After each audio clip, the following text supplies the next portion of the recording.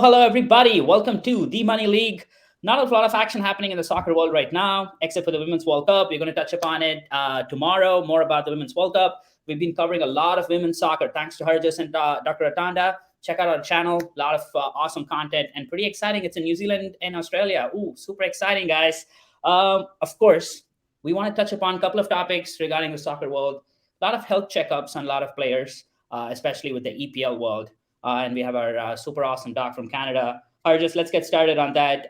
Edwin van der Sar, Man United legend, Ajax manager, was in a critical condition, and they came out and said it's not life-threatening. But again, I'm not a doctor. You are a doctor. Can you give us more update on that? Kind of what we can expect? Like, is it a good news, bad news? What are we looking at out here? It's honestly tough to know. We know the diagnosis is a brain bleed for Edwin van der Sar. But from there, we're not really sure. The good news is he was in a hospital in Croatia. He is now stable enough to be transferred back to the Netherlands. However, he is still in ICU. Okay. So we don't know if this was the type of bleed that required surgery to go in there and start it cleared out, because there's not really much extra room in your skull. It's not like you have a bleed in your thigh and it can just swell up. It's your brain is surrounded by a hard helmet called your skull. So sometimes you have to make holes and clear that blood out. The biggest thing will be, after this bleed stops and everything's taken care of, what's his recovery going to be like? Is he going to have some sort of deficits? Is he going to be like Sir Alex Ferguson, where they have this serious event and then you can't even tell anymore, which is the best case outcome? Or is he unfortunately going to have some sort of long-term consequence from this? And so I think it's really too early to say. He might have prolonged rehab ahead of him. This could be something where he's in hospital or some other facility for months still, but we're obviously hoping for the best. Okay. Let's check up on the next player a little later, but let's jump on to some good news for Arsenal. They just signed Declan Rice for a record amount of money, and they've till date spent more than 200 million pounds. Millsy, do you think Arsenal is going to touch your mighty Man City next year with all the spending? I mean, they've definitely added some very good pieces to mainly to their midfield to help out, Trossard and Odegaard and stuff like that. But I really believe that Arsenal, they are going to finish top four. I'm going to put it up right now. They're going to be a top four finish. Shocker. Maybe not. Shocker. They're going to finish top four. Come on, guys. Maybe something creative here. Maybe not win the thing, because no one's touching Man City. Let's get that out of the way. But but yeah, their attack will definitely be more balanced as opposed to and also they have more around their forwards in Keita. And Keita would be well too. More creativity on the wings, because everything was really more centrally from them, as you can tell. And also it's really going to help out because they and their defense is going to be better because they got William Saliba back, who as we all know missed a lot of last season with that serious back injury. It actually turned out to be a lumbar spinal injury. So yeah, just all around they're going to be a better team.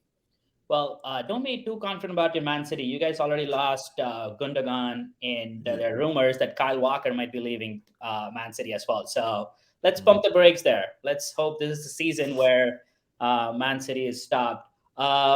Just like there was another transfer. This is close to Canada and the US. Christian Pulisic jumped ship from Chelsea to AC Milan. Not exactly EPL news, but we all love Pulisic. Do you think it's a good move? Like, what are we going to expect? What can we expect from him? Sorry. Well, he's hanging out over your shoulder right now, so we got to talk about Pulisic news on the podcast.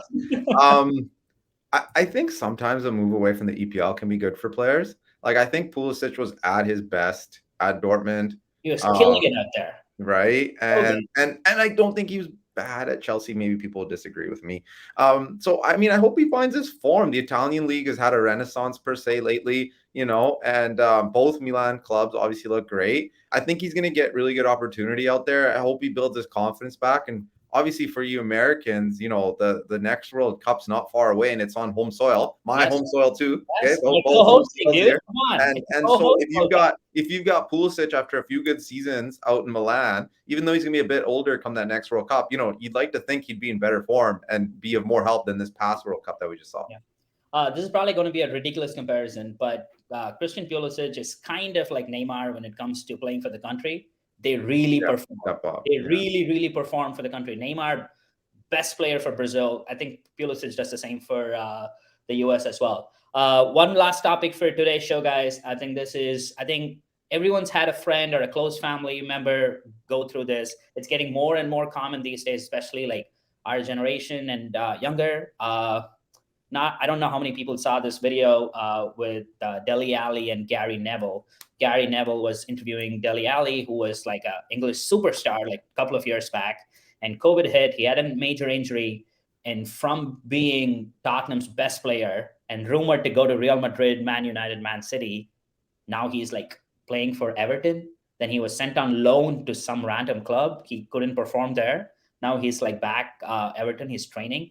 He opened up, and I felt like, oh my god, this is horrible news.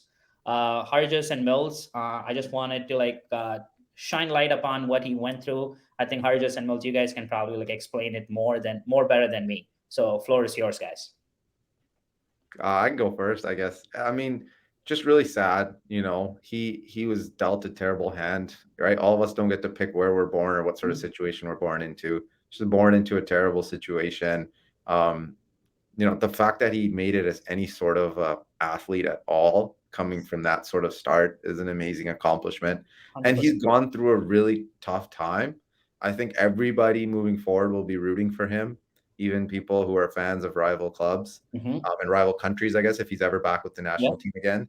Um, and you know what, I really commend him for going out and sharing that story publicly for millions of people to know and hear, because unfortunately some people will see it in the wrong light, and he might even hear things on the pitch, right, said negatively Mhm. about it, but he still went out there. And I hope it has a positive cascading effect, because it is a really common issue in society. And I hope someone sees that, if someone like Dele Alli can go through this and take the time to try to Mhm. better themselves, maybe I can come forward and reach for help too, because I think the majority of these people unfortunately suffer in silence. And I think that could be, a big lasting impact of him doing this interview. I honestly wish him nothing but the best. Mhm. He's like an extremely gifted footballer. I had no clue this was what he was going Yeah. through or had gone through to get here. And so, he's got a fan in me moving forward. And just, it's just terrible that this happened to him, but I really hope it's all behind him now and it's nothing but positive stuff going forward. Yep. And I don't think Mourinho, who's like a hard manager, he's a great manager, and he's hard on his players. I think the situation was wrong. Like he was in a bad place, bad time. Like I don't think Mourinho was at fault at all. Mhm. And Dele Alli was just not ready for Mourinho's style of coaching, and it just like I don't know, it just culminated to this horrible situation. Milsey, I mean, yeah, and just to piggyback on what Dr. Hart just said beautifully is like we're seeing this around not just in football or in soccer. We're seeing this a lot in many different worlds of sports. Of course, we saw Ben Simmons in NBA dealing with his mental health problems, or some other American football players dealing with that as well too. Is because we see these as like we see I think these humans. Ben Simmons was because of the famous family, Kardashian family. I don't think it's because anything. Sorry, go ahead. But we see these people as of course, as the peak of physical superiority, because they've trained their entire life just for this one moment. But we never look at the mental aspect of it, because like they say, because like they say, sports is 90% mental and 10% physical, and we're seeing how many different leagues are putting an onus on the whole mental health side of it. An even better example: Simone Biles, the gymnast. Like she literally quit in the middle. She quit in the middle of the thing, because she had what's called as the twisties, or like or as you would The yips. they like the yips, and also like free throw shoot, like on the free throw you can't stuff like that. She wasn't able to twist her body the way it was, because it was all in her head. So, and Dele Alli coming out talking about how he was dealing with clinical depression, about what went on in his childhood, it's just very commendable, because the first step is to ask for help, and that's exactly what he was doing, and he's seeking it. And I just hope that the village around him, that his network is like really looking for his best interest, not just for their own using him for like that. It's really good. I think him coming out and talking with Gary Neville is just going to make more people support him. And again, on the contrary, there are going to be a lot of folks who are going to be like, "Hey, toughen the hell up! Like, you need to be tough." Like that. That's always going to be there. Again, to an extent, that might be true, but there are situations like like these, which are actual depression and not like, hey, I'm a freshman, I can't take exams, so I need a mental health break. So I think there's two different situations. So I think this is a serious issue, and I hope like trivial issues don't overshadow like real issues like these. I think everyone's seen both sides of the like the coin. So let's just hope, let's support each other, and I think it'll be fun. Well, guys, 2 weeks, 3 weeks from now, Premier League is coming. Countdown started. Everyone already, man. Yes, we're all ready. Dele Alli is ready. If he's ready, we can all be ready. Let's go. He's already training with Everton, so I think it's going to be fun. So we'll see you guys in maybe a couple of weeks with more updates and more injury updates before the season starts. So let's rock and roll, guys.